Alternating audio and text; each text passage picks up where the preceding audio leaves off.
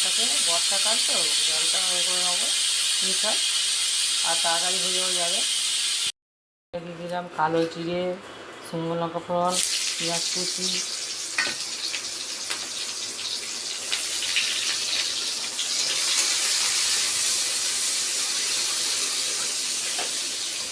আর আদা বাটাটাও দিয়ে দিচ্ছি সঙ্গে।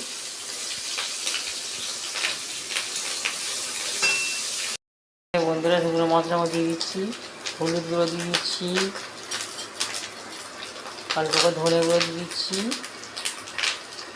জিরে গুঁড়ো দিয়ে দিচ্ছি একটু, দিয়ে একটু মশলাটাকে কষা দিচ্ছি। সর্ষেটা নামাবার সময় দেবো। এই জন্য পুঁইশাক সেদ্ধ করা হয়ে গেছে, জল পুঁইশাকটাকে জলে রেখে দিয়েছি, এখানে দিয়ে দেবো। অল্প সময় মধ্যে বন্ধুরা ফটাফট করে হয়ে যাবে, গ্যাস খরচা বেশি যাবে।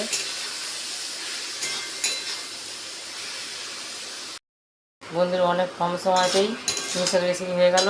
এই সর্ষে বাটাটা দিয়ে দিচ্ছি, দেখুন সর্ষেটা রাখতে দিয়ে দিয়েছিলাম, এই দিয়ে দিয়েছি। যদি ভালো লেগে থাকে বন্ধুরা পাশে থাকবেন, লাইক কমেন্ট করবেন যাতে আমি উৎসাহ পাই।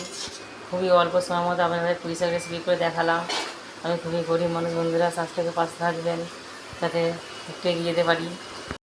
একটা হয়ে গেল।